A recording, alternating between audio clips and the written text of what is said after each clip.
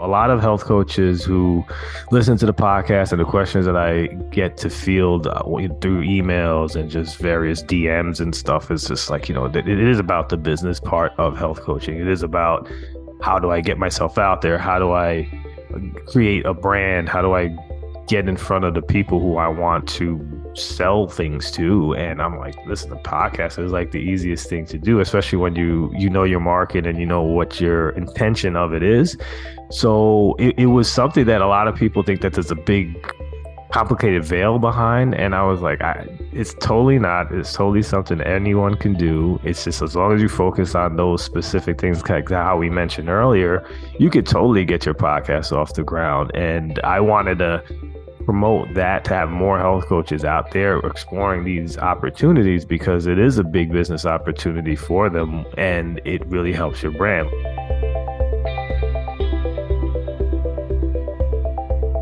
Welcome to another episode of Health Coach Academy podcast. I'm your host, Omar Cumberbatch of OmarCumberbatch.com. Yes, that is me in the intro jingle. Really excited to share this particular episode with you. I had a big, healthy nudge from our boy, Isaac Ho, to put this together, because I was mentioning to him like, hey, yeah, I put the courses out, and he was like, yeah, have you promoted it? I was like, well, I'm just usually just throwing it out there over the introductions, just letting people know about it. He's like, dude, you got to do a actual podcast about it, right? You got to tell the audience what it's exactly about. And I'm like, okay, I guess I got to do this. And with a healthy nudge from him, I got my confidence up to just push this out there, because it was a really, really impressive course, and I am very proud of it. And I know that the health coaches out there are going to get a lot out of it. So I also had the wonderful opportunity to have Kim Hines interview me for this particular podcast, all about the course. She took the course. She gave me tremendous feedback. I really appreciate her taking the time to literally go through every module, the sales page, and she tested everything out and did a fantastic job. So I want to give her a shout out for not only doing that, but actually doing this particular podcast where she interviews me about the course. She actually took the course too and gave me tremendous feedback as well. She's about to launch her podcast, so I want you to look out for that as well. And I know that she's going to crush it, because she's just following the steps that are outlined in the course, and it's going to be really successful. And she has a great following as well, so they're going to get a lot out of it. So yeah, let's jump into this episode. As always, a little housekeeping. Please leave a rating and review. This is how I get all my guests on this podcast. They look at the reviews, they look at the ratings, they see the longevity of this show and the fellow great guests that I do have, and they always want to be a part and share with this community. So appreciate you guys, as always, listening to the show. Here, take a listen to me and about this great course, and let's jump into it. Hi, Omar. Welcome to your own show, Health Coach Academy. How are you doing? Great. That is a cool intro, because like after all of these episodes, it's probably over 150 at this point. I don't think I've ever been on this side of the the mic, it was really exciting. So I'm grateful for you to come in and do this for me. I'm really excited to be a part of my own show on this side. Well, I'm excited because you have created a podcasting course that is amazing, and would love to just talk about podcasting and how that helps health coaches. And let's start. Why did you want to start podcasting? Because you started pretty early on. Yeah, so I still talk about the story often on other people's podcasts. I had a great mentor. He was a hero of mine when I was growing up heavy in the health space, and I really just was fascinated about how he went about his business. His name was Sean Croxton. He was the host of Underground Wellness. Still my favorite podcast to this day. I used to listen to it all the time, and I was just fascinated that he was talking about health stuff that I was interested in, and actually inviting the guests on the show who wrote books that I read, and just having these conversations. And he was making money off of these podcasts, and I didn't know what a podcast was really at the time. I was kind of checking out snippets of his YouTube stuff initially. And then when he like introduced that he was going in that direction, it opened me up to a world that I was just in love with immediately. I have my own hiccups. I do not like to be on camera, so it was something that I was like, wow, this platform, I could just kind of just sit back, quote unquote, hide and just interview and talk to people like I'm just talking on the phone with them. And I found that to be just a comfortable medium for myself. And I know a lot of people have different directions. Anyone who listens to the show, they said there's many ways of going about putting yourself out there and marketing for your business. But I right off the bat, I knew podcasting was that place that I wanted to be. And it's an awesome way to promote not only your business, but your brand. That's so wonderful. I love the idea too that you can, like you said, hide, but also you're getting a lot of knowledge just by listening to your guests. So that's great. What do you think were your biggest mistakes as you jumped into this adventure? Oh man, there was so many, but I think the biggest one initially was really not honing in on trying to put it in a perspective that I need to create something that not only is niche down to a specific audience, but also that has the potential for future monetization. And one of the things that I felt right away, and Sean actually, when he was mentoring me, so I'll take a little step back because my first iteration of the podcast was called the Wellness Ultimatum.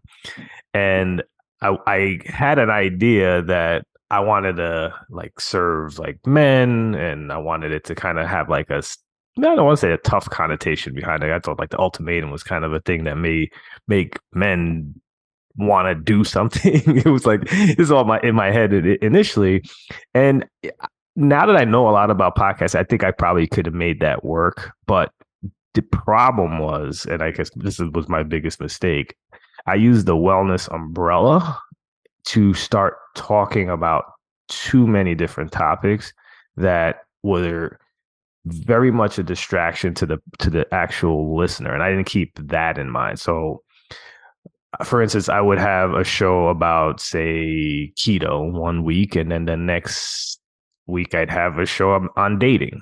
And a lot of the things were like, okay, yeah, I might have had a good response on keto, and the audience is expecting something maybe on the following week along that lines. And I just completely switched it up. And I lost a lot of people along the way by just haphazardly bouncing around this umbrella of wellness, right? And Kim, just like anybody else, all of that has to do with wellness, but your audience is listening for a specific reason, whether they realize it or not. And for instance, like this Health Coach Academy, people are looking to see what's good in the health coaching space. How do I build my business? Well, and there are components to building a business that are important that we are learning on this journey on Health Coach Academy. But I'm not going to go into a field of health coaching in the dating world where health coaches date each other or something weird like that, because people are going, what is this? I didn't sign in to listen to that. So I think that's one of the reasons that I wanted to promote this course in this way, because those are the more important aspects of building a podcast as opposed to what kind of equipment that you need. It's just the equipment is like the least of your issues, especially when you're starting out. It's a minimal amount of investment. You need to really hone in on who your audience is and what you're going to be delivering to them on a regular basis. And I think if I had caught that initially, I would have been in such a better place as far as growth and popularity, in at least at this point after 100. And well, actually I should say I did rebrand, so I think this is where the fruits of that success have finally grown at this point. Those are such important points for health coaches. And I think as we move forward as health coaches, that is something that's really understandable, having that niche market and narrowing it down. So that's so helpful to get started. And you mentioned something else I want to highlight. Can you go back to what you think that when people start podcasts, what they think is the most important thing, as opposed to what really is the most important thing when they're getting started, like the equipment. Yeah, that's the thing. It's like it's amazing how many people ask me about like equipment. It's really really funny because knowing what I know after all these years, and if you get a glimpse of what most podcasters are doing behind the scenes, it's literally a laptop and a microphone, right? It's there's nothing to it. Again, like when you're starting out, like I said, I definitely advise against going buck wild.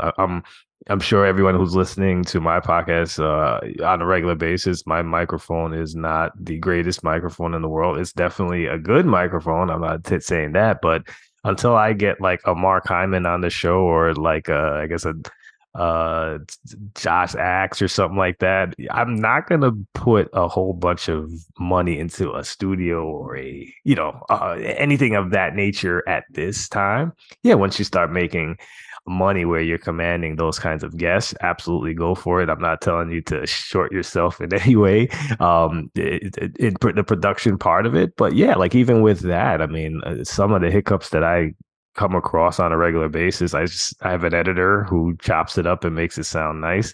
So it's not even one of those things that I think you can get too caught up in. Yeah, so like at the end of the day, it's really, who's my audience? The focus on that. What's your intention of this show? Like, and again, like one of the formats that I always promote obviously is I'm a big fan of guesting. So these conversations are the keys to my show. I knew very early on that I would not be someone who would be having a monologue and just talking for 20 to 30 minutes about a topic that I'm interested in. I'd find that very boring, and I wouldn't expect anybody to enjoy that part of it as well. I think that I really enjoy the formats, and I think that's another thing that you should look at too. If this is a thing and you can carry a show by yourself and that's really what you want to do, by all means do it. But it wasn't something that I was really interested in, and I feel like I was more interested in this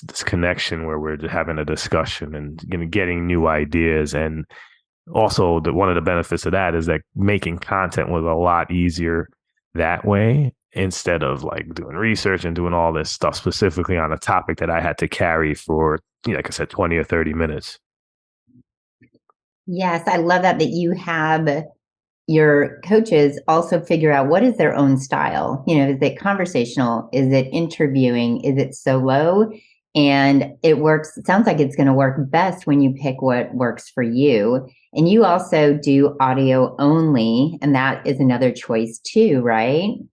Yes. And there's best practices and there's what you're comfortable with, right? So like most people would suggest that they do a video component to it. And a lot of people nowadays are very, very much comfortable with it. And I think I'm easing into it a little bit because like literally everybody who I throw on and I've scheduled with, they got their video on already. And it's like, yeah, no, it's audio only. And it's like, oh, well, you know what? It's okay. You could be audio only, but I like to kind of get the cues from the interviewer anyway. So I end up leaving the video on many times anyway.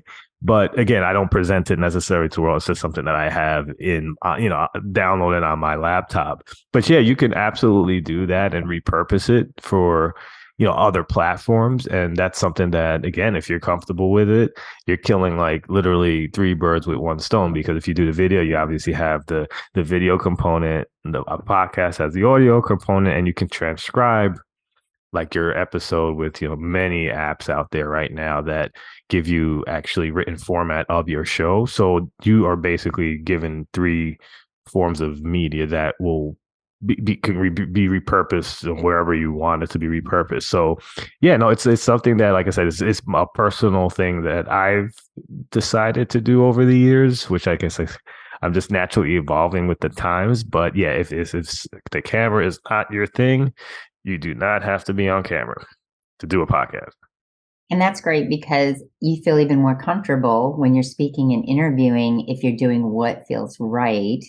Yes. And speaking of that, you have created this podcast course for health coaches. So share with us, why did you feel you wanted to do that for the coaches. Well, yeah, no, listen, it was always like a thing that I saw benefits immediately from, and I just wanted to really just share, right? So a lot of health coaches who listen to the podcast and the questions that I get to field through emails and just various DMs and stuff is just like, it is about the business part of health coaching. It is about how do I get myself out there? How do I create a brand? How do I get in front of the people who I want to sell things to? And I'm like, listen, the podcast is like the easiest thing to do, especially when you know your market and you know what your intention of it is.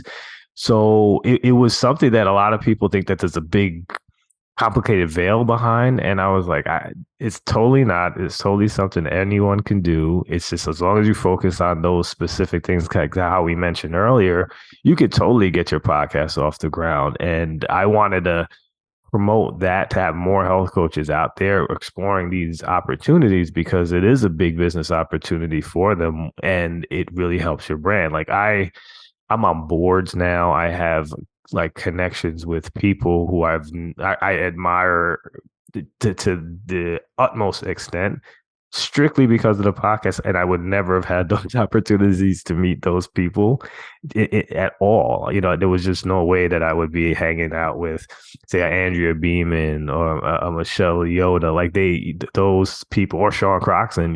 These are people who I've interviewed, Dr. Vincent Pedre. I mean, like the list goes on, especially, and I would never have had that opportunity just being, say, a blogger, or just a health coach who's working locally in a school, or something like that. It was just never presented that. And I wanted to open up that opportunity to health coaches to do the same thing. And I don't want to say it's easy, but it's not as hard as you think, given the proper protocols. And I always put the example, if you jump on my website, one of the first stories that I always tell is that I wish I had like a big brother, right? And it's kind of like goes in line with the coaching aspect of things, because you do not have to make every single mistake on your own. I guess I'm like wired to do that, and that's like life for me. Like, and I think that if I had a big brother or like a coach initially, like a lot of the mistakes that I did start with, I wouldn't have made. And there is a blueprint to this. There is a way to look about how to get into podcasting and not being overwhelmed and just stopping and quitting after only a couple of episodes. There is a way to do that. And I was always thinking, like I said, I can help health coaches get to that point where they have a sustainable podcast. And it's, now I'm not gonna say effortless, but is very close to just being a routine that it's enjoyable for them. And that was really one of the main reason I wanted to start this course. That's great. And I love your big brother analogy, because you have already gone through the mistakes, and that's what you're sharing up front. So it's in the course where every step is laid out, and you've done it for us already and gone through the pitfalls, which leads me to my next question. Why do some podcasts fail? Because some people who start them do end up falling off pretty quickly. Yeah, no, there's a couple of reasons. I think the main reason is, especially when you're dealing with another guest, is having the ability to actually get guests. That's one of the things that a lot of people feel like, oh, how am I going to get a guest? And they might have a couple of friends who do a couple of podcasts for them, and then they kind of just, all right, now what do I do? And now you have this anxiety about searching for another guest, and how do I do that? And that's work, and this is, so it kind of compounds on itself. And we have strategies in the course to overcome that, including, really just not releasing a podcast for, maybe the first 4 or 5 episodes that you're done, that you're kind of finished, and you have like a month in advance where you have 4 or 5 episodes out there. Now you have a month to get another guest, as opposed to like, oh my God, I need a guest by Wednesday, and then that's going to be overwhelming, and you're not going to want to do that on a week to week basis, and you start just getting stressed out about the totality of the process. So I think that's like one of the big things that people really fall into and get kind of anxious about. And then they can be just overwhelmed by the idea that they think that they have to deal with a lot of tech, people not necessarily tech savvy, and they think that there's a lot to that, and they might flirt with the idea of starting, and they just stop because it's just not what they envisioned, and they get like a little bit nervous about that. And there's a couple of other, I mean, there's tons. But maybe the next one that pops in my head is like obsession about stats. A lot of times people, I guess in most businesses, right, they say that you have to measure things. In the podcasting world, I think is definitely something that you want to measure your stats, see who's listening, check out how many downloads you have. But I don't think that you should do that initially. Like I've kept my head in the sand a lot in the beginning, just because I mean, just like anything, we're not gonna get Joe Rogan numbers as soon as we launch, right? And what happens is it could be discouraging for a lot of people. Like, wow, only 10 people listen to that episode, right? And you're like, why am I doing this for 10 people listening? And what happens that's interesting is that eventually as you gain traction, that episode that only 10 people listen to is going to go to 1,000, because now people who are introduced to you, which is cool about podcasting, is they're going to go back and listen to your older stuff as well. So it almost compounds on itself. And that's where I think a lot of people at times get discouraged and like, oh, why am I doing this for? Or they may not be getting, business leads right away, and it's really just a matter of messaging and maybe what you're offering and that kind of stuff, that which is paramount. That's not really the part about the podcast that's holding them up. So I think that's probably three quick big things that people don't get it off the ground in that way. That's so great to know. And it's great to know that this is a long game, because those episodes are still out there. And when people come in, if anybody else has listened to a podcast, if they love it, they go back and binge listen to the other episodes. So that's great. Absolutely. Yes. So, some people get worried about, we are told as coaches we need to give, we need to share content, but I'd love for you to share, why is it not wrong to focus the podcast on making money eventually? And, why do people feel funny about doing that? Oh, yeah, that's the $1 million question in our health coach space. Like it tends to be like anyone who's healers, they have I shouldn't say anyone, because obviously we have many examples of people who are killing it out there. But I do hear over and over again, myself included, is that, we tend to be givers and we want to put things out there and just help and help and help and help. That's a beautiful thing, but we got to pay the bills, and we should be looking at it on a two front kind of war, if you want it. The money part is very much a thing that you need to survive to continue doing what you love. So that's something that's needed. You have to be open to receive that. So that's like the first part of it. But I guess the second part really comes down to just being able to identify, like how we had mentioned a little bit earlier, about what your intention of this course is. And if it is to be in front of people, to build your brand, to do all that, money kind of comes right after, right?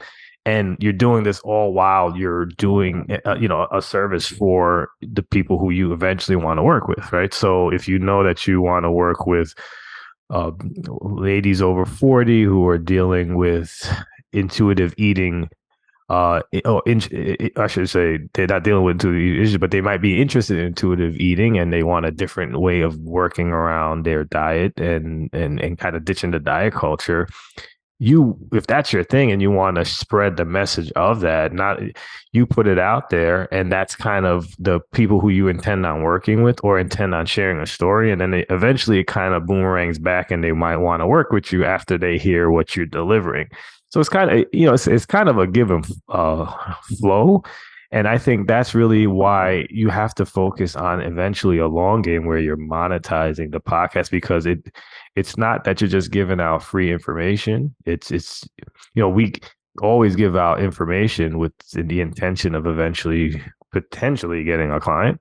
So it's kind of just reframing it in a way that you start to understand that the monetizing portion of this is just as important. It sounds also like monetization is not just about getting sponsors and advertising. It's really about the connections, the exposure, building your brand. Yes. So I think that's really important. I'm glad you highlighted that. Do you have questions about sponsorships and things like that? Do people come in thinking that's the only thing, and how do you approach that question? Yeah, no, a lot of people think that that's the only way to get any revenue through podcasting specifically, because those are definitely the most popular. But to be honest, those are the ones that you have to have a super large audience to even begin to actually make any money off of. And the good thing about podcasting is that that's something that you do not even have to concern yourself out with, because there's so many other avenues to do it. And one of my favorite is affiliate marketing. And basically, affiliate marketing is how, the method that I understood that Sean was able to really capitalize on. Because say that, for instance, this course, like I have affiliate marketing for this course, and every course that a person refers out to somebody, they get a commission on the referral.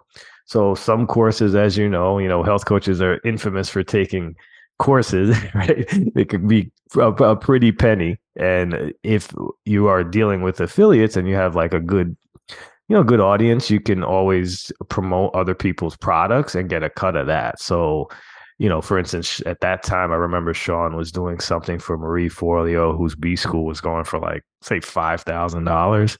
And her commission was $1,000 per sale. So if you do the math, it's like, Good.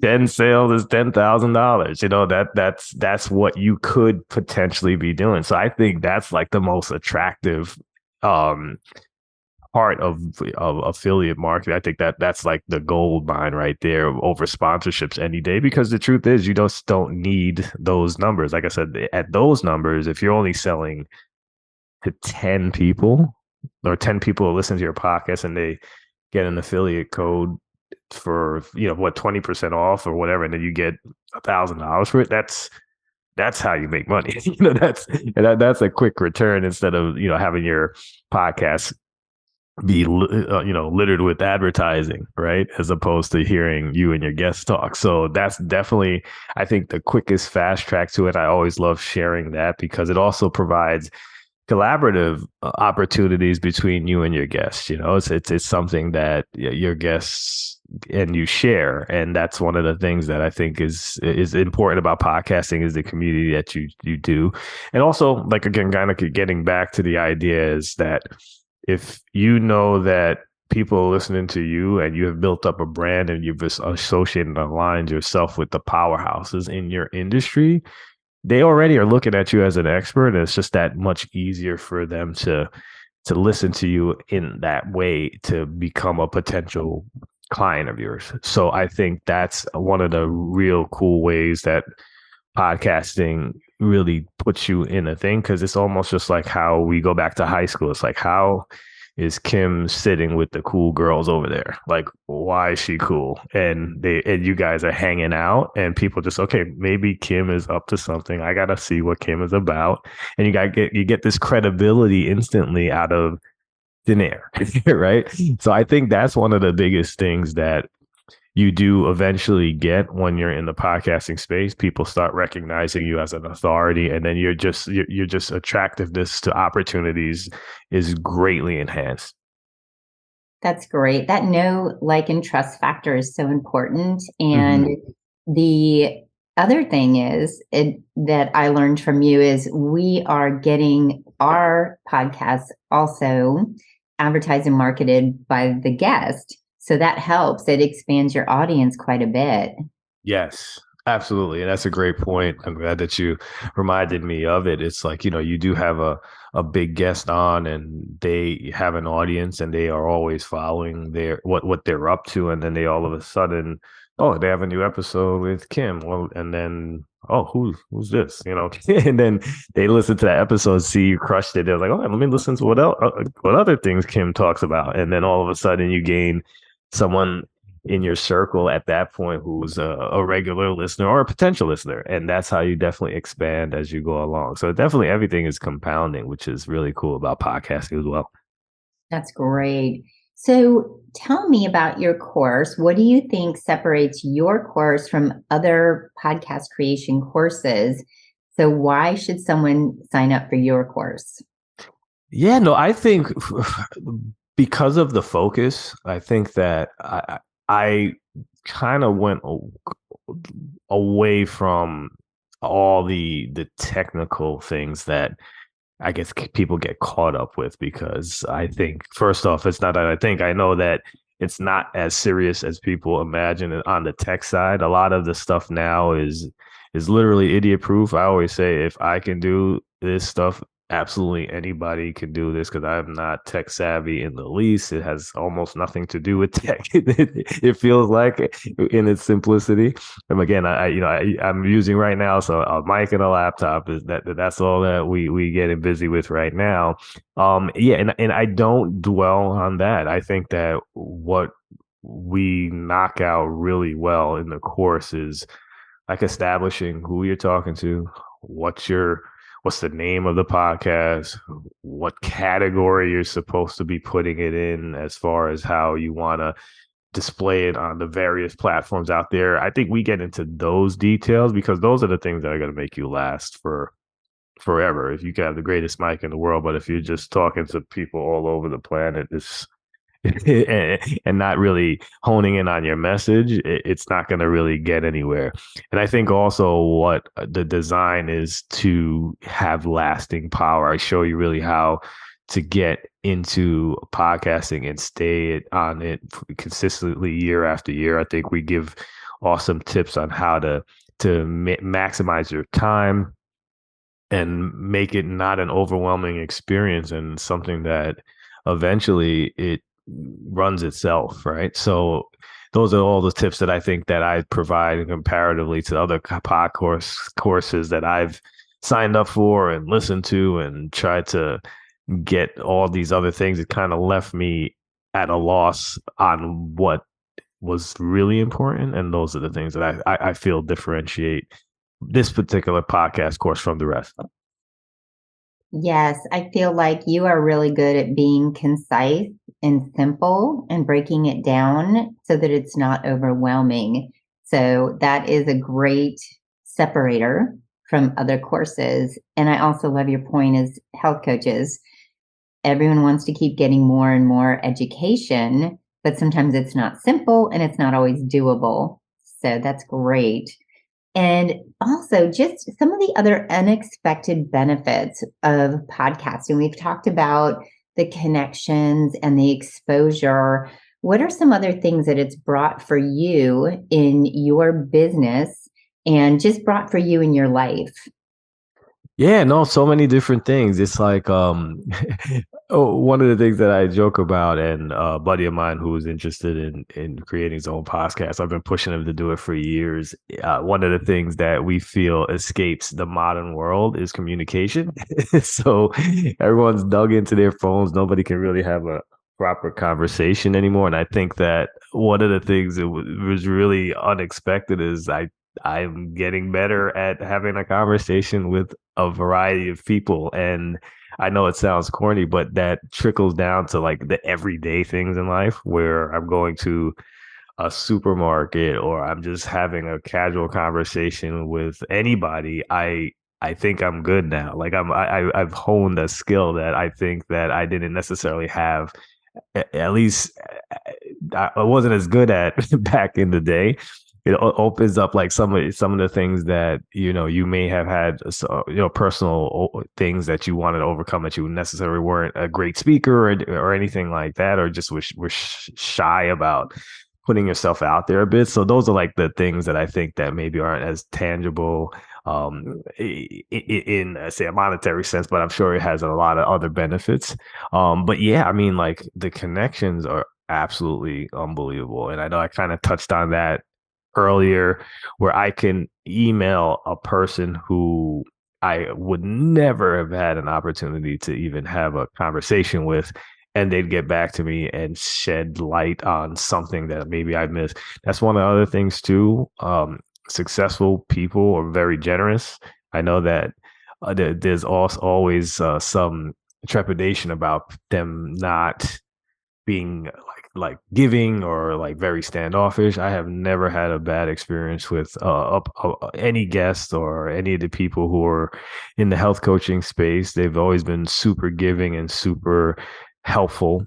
And that's one of the things that I think I've learned about where I want to just give back as well. And so that's another reason why I think the courses out there really to increase that circle, to increase that opportunity for health coaches, because we're all coming out there with great intention, and the community that we create can only just foster that.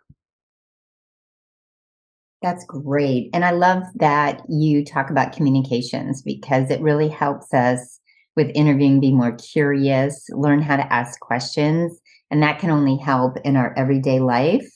And I'm excited for this course to be launched. So tell me if there's anything else that you would like to share about the course.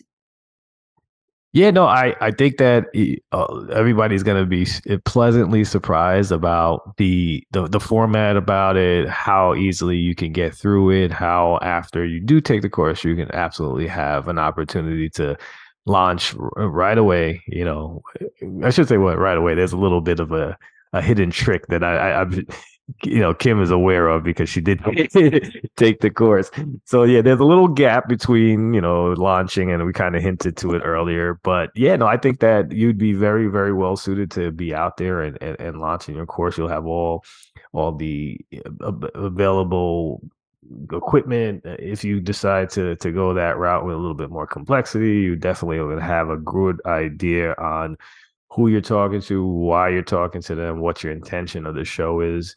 And I think that, again, it's going to be an easy way to start getting clients and revenue into your business and just adding to your brand and your authority. So yeah, that's my quick pitch to wrap that up. But yeah, I'm very proud of it. It was something that's a long time in the making. I had a lot of wonderful people who are in the program who help with videos, and some people that you probably are very familiar if you're a health coach in that space. And yeah, it was very, very helpful for me to get a lot of that in there as well. And I think it will serve a lot of the health coaches out there, very well.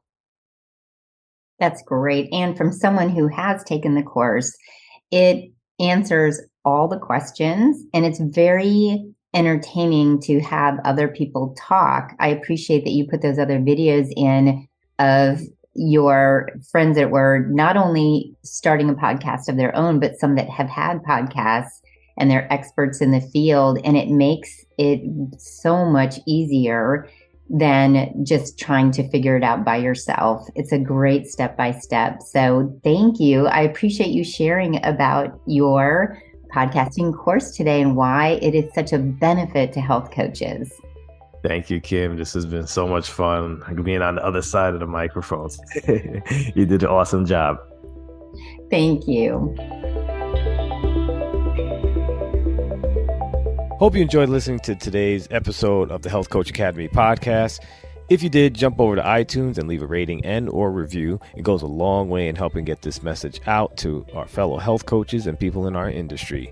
Also, if you can, jump over to my website, omarcumberbatch.com, where I give out a lot of freebies, including my 5-day sugar challenge for people who are having issues with sugar. And also for health coaches, I have the book, Hidden. It's the 6 not so obvious ways to get your clients unstuck. Have a great day.